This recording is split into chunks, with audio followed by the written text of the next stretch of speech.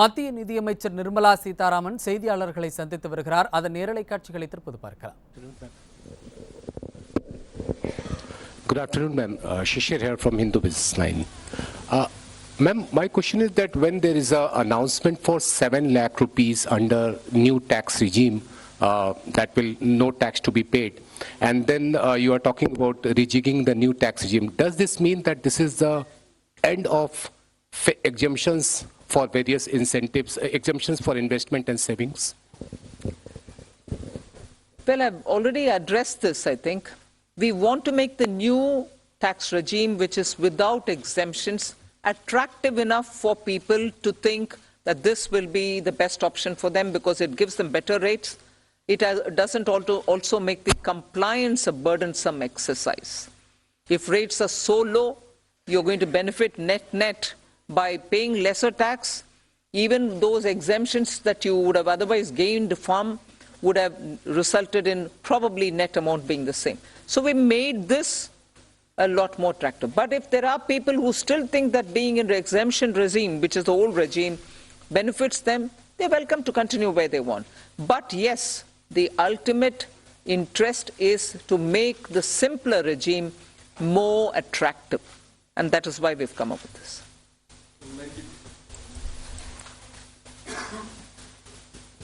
Ma'am, firstly, many congratulations on that fiscal consolidation, because I keep asking you that question. But the issue today is about people in terms of, there is a big gamble in terms of capital expenditure. When you do that, does it actually trickle down to the people? Does it create jobs? I know you've been doing this for the last 2 years. Are you sure that this will really trigger off job creation, one, to, money in the hands of the poor people? The second, of course, is about inflation, which, again, you, like last year, you haven't really touched about it, but you have had the letter from RBI. Your chief economic advisor yesterday says we are in uncertain times, but we hope that it will be under the check of 4 to 6%, hopefully the lower band of RBI. What is your answer to both these points?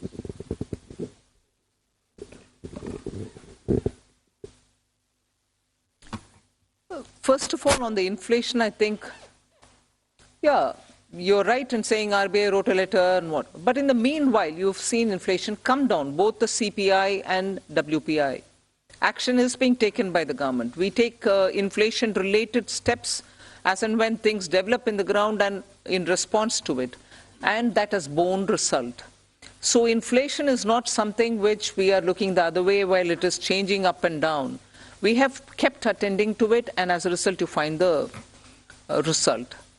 On fiscal consolidation, you asked me the question, and I've already explained that we've attended to it with all earnestness, having respected the glide path we gave ourselves earlier.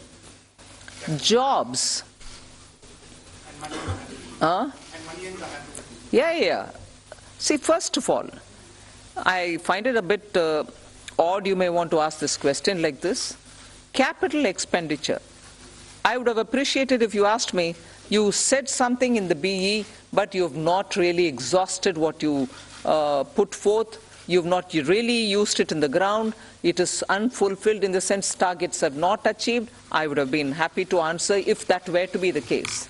But you're asking me a question about, in the sense you are implying that we have fully utilized what has been kept for capital investment. Therefore, it makes me feel odd that you're asking a question of actually have jobs been created or not. When projects are undertaken and money is utilized, and that it is utilized is coming through from the budget statement, how would the projects get completed without manpower, without jobs?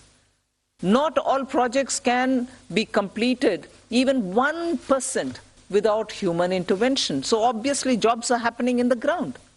So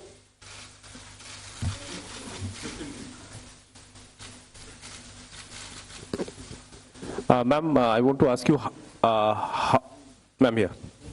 Ma'am, I want to ask you what percentage of taxpayers had moved to the new tax regime in the last assessment year? And is there a number that you expect, 50%, 60%, whatever? And number two, ma'am, there's a specific mention for expenditure towards MSMEs. Now, is there an estimate of how much, what was the dues that companies had claimed as expenditure and which has not actually been paid to the MSMEs? Sanjay, you want to answer on? On your second question, that is on the MSMEs, well, we don't have that data. Certainly, we don't have that data. And it's not, I mean, we don't take that data from the taxpayers in their returns. So that data we will not have. But certainly, you know, we are all aware of this huge problem of timely payments not being made to the MSMEs. So in that direction, you know, this is certainly a positive step. Coming to your first question on the exemption-less regime, let me say that for companies, the 22% tax regime that we got